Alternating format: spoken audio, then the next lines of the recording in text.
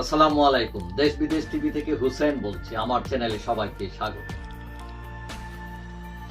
ব্রিটেনে city minister Tulip Siddiq Sheikh রেহানার মেয়ে অর্থাৎ শেখ হাসিনার বোনের মেয়ে। টিউলিপ এখন অনেকটাই ক্ষমতাবান। বর্তমান গভর্নমেন্টে যেহেতু আছেন, 4 বারের এমপি ছিলেন তিনি, এখন সিটি মিনিস্টার। এখন অনেকেই মনে করছিলেন শেখ হাসিনা সরকারের পতনের পর তিনি তার খালার জন্য বিভিন্ন তদবির করবেন, বিশেষ করে ব্রিটেনে নিয়ে আসবেন তাকে।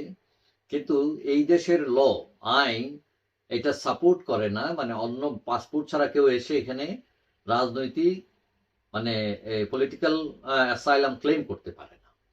সেই কারণে তার হয়তো আশা হয় নাই।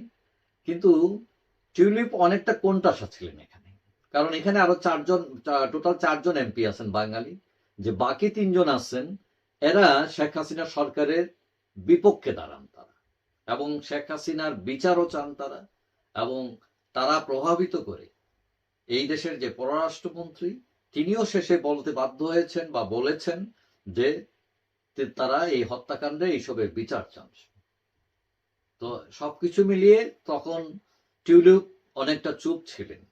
তিনি খালার পক্ষ নিচ্ছিলেন না, সরকারেরও বিরোধিতা করছিলেন না, একটা চুপচাপ অবস্থায়। কিন্তু হঠাৎ করে আমরা 2-3 দিন আগে যেটা দেখলাম যে ব্রিটেনের যে এমপিদের একটা গ্রুপ, তারা তৎপর হয়েছে এবং তারা একটা প্রতিবেদন তৈরি করে সেটা পররাষ্ট্রমন্ত্রী কাছে তারা জমা দিয়েছে। ব্রিটেনের যে পররাষ্ট্রমন্ত্রী আছেন তার কাছে জমা দিয়েছে, এবং এই প্রতিবেদনে বলা হয়েছে যে বাংলাদেশের যে রাজনৈতিক অস্থিরতার কথা, ইসলামী চরমপন্থীদের উত্থানের কথা, অর্থাৎ এই প্রতিবেদনটা ডক্টর ইউনূস সরকারের বিরুদ্ধে যায়। এবং তারা শুধু ব্রিটিশ পররাষ্ট্রমন্ত্রীর কাছে এটা জমা দেননি, তারা বলছেন যে এটা কমনওয়েলথভুক্ত সরকার প্রধানের কাছে পাঠাবেন এবং বিভিন্ন আন্তর্জাতিক যে সংস্থাগুলো আছে তাদের কাছে পাঠাবেন। অর্থাৎ একটা ক্যাম্পেইন তারা তৈরি করছেন ডক্টর ইউনূসের বিরুদ্ধে। এবং তারা এখানে এটা বলছেন যে এই যে বাংলাদেশে অস্থিরতা, এটা দিয়ে প্রভাবিত হবে ব্রিটেনও। কারণ ব্রিটেনে প্রায় 6.5 লাখ লোক, বাঙালি লোক বসবাস করেন এখানে, এবং বাংলাদেশের এই রাজনৈতিক অস্থিরতার ঢেউ ব্রিটেনে এসেও লাগতে পারে।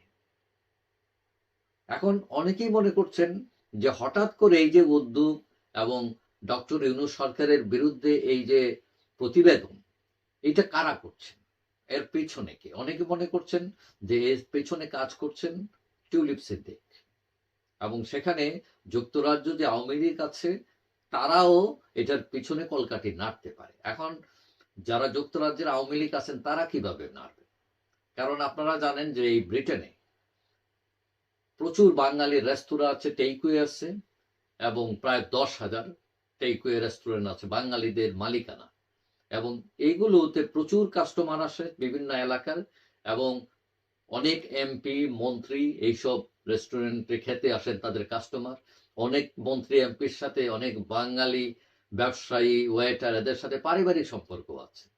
সুতরাং এই লিঙ্কটা হয়তো আওয়ামী লীগ ব্যবহার করছে তারা।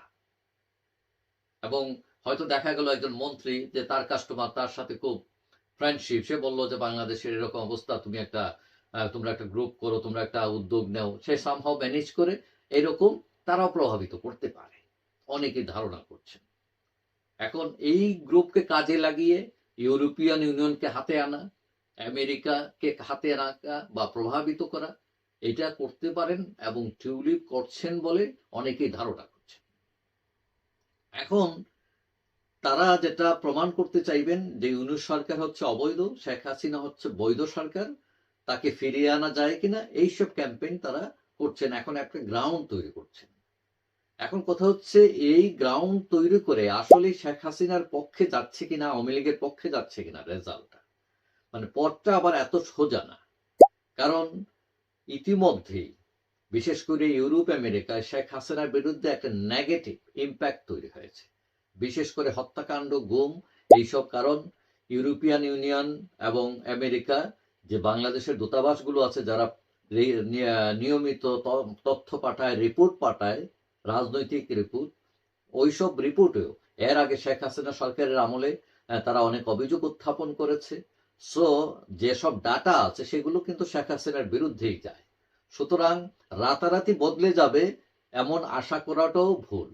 তবে তারা কেউ কেউ মনে করছেন যে টিউলিপ সিদ্দিকী যদি এই উদ্যোগ নিয়ে থাকেন, তিনি যেহেতু অনেক ক্ষমতাবান এবং ব্রিটেনের মতো একটা দেশের তিনি প্রতিমন্ত্রীর মর্যাদায় আছেন, সুতরাং 100টা চাইলে 10টা বা 20টা পাইতেও পারেন, পুরাটা নাই পান।